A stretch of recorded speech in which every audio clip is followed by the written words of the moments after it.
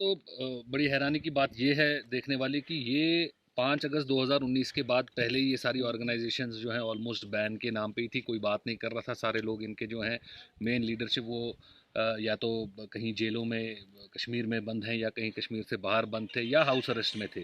तो अब अचानक से ये इलेक्शंस जो हैं 2024 के नज़दीक आ रहे हैं, तो रेस्ट ऑफ द कंट्री में ये दिखाने के लिए हाँ जी चलो तो इलेक्शन आ रहे हैं जी, हुर्रियत बैन कर दिया, ये कर दिया। ये तो ऑलरेडी बैन ही है सब कुछ। 5 अगस्त 2019 के बाद कौन सा बैन नहीं था? कौन सा लीडर हुर्रियत का खुला है, या कौन सा कोई उनने एक्टिविटी किया है, या कोई कहीं पे कोई जलसा किया है, कोई पब्लिक गैदरिंग की है?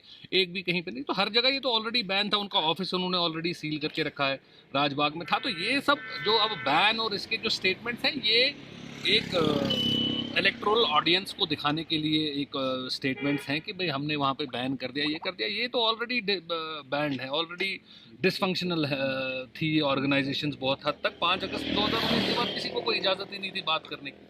और जहाँ तक हम बाकी मुल्क में आप देखेंगे, कल ही मेरे ख्याल से दोबारा से जो ऑलरेडी नागा पीस अकॉर्ड जो नॉर्थ ईस्ट में गवर्नमेंट ऑफ इंडिया बीच में और मिलिटेंट्स के बीच में एक नागा पीस अकॉर्ड के ऊपर बातचीत चल रही थी, उसको एक्सटेंड कल उन्होंने मेरे ख्याल से कल ही शाम को या कल दोपहर में उन्होंने एक नया ऑर्डर और नया पैक्ट साइन किया है, जहाँ पे उन्होंने मिलिटेंट्स के साथ बातचीत करके वहाँ पे एक नया पीस अकॉर्ड साइन किया। तो रेस्ट ऑफ द कंट्री के अंदर वो मिलिटेंट से बातचीत करके वहाँ पे शांति बहाल करने की कोशिश करते हैं। यहाँ पे जो ऑलरेडी बैंड ऑर्गेनाइजेशन है, जो ऑलरेडी जेल लीडरशिप है, उसको सिर्फ कागजों में बैन करने की ये दिखाते हैं। और 5 साल का बैन है, मतलब ऐसा भी नहीं है तो कोई आप क्या लाइफ मानते टाइम हैं कि बैन है। इससे इन्वेस्टिगेट वायलेंस और होगा?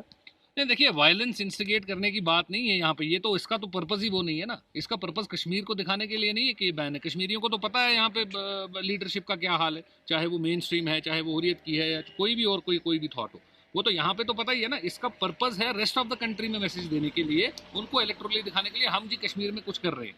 वहाँ पे जी ऐसी एक ऑर्गेनाइजेशन थी, हमने उसको बैन कर दिया। किसी को पता ही नहीं है यहाँ पे जी हुर्रियत तो पिछले 5 साल से बैन ही है।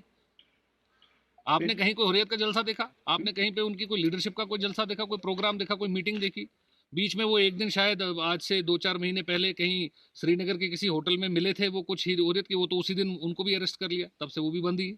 तो ये सब का पर्पस कश्मीर के लिए नहीं है, कश्मीर से बाहर के तो लिए। ये क्या इलेक्शन बिल्कुल 2024 के इलेक्शन में जो गलेबल ऑडियंस होती है, वोटर होता है, उसको हुर्रियत हुर्रियत हुर्रियत एक नाम याद है, उनको दिखाने के लिए हाँ जी हमने बैन कर दिया। तो इसका ऑडियंस जो है वो यहाँ नहीं है, कहीं और। Thank you.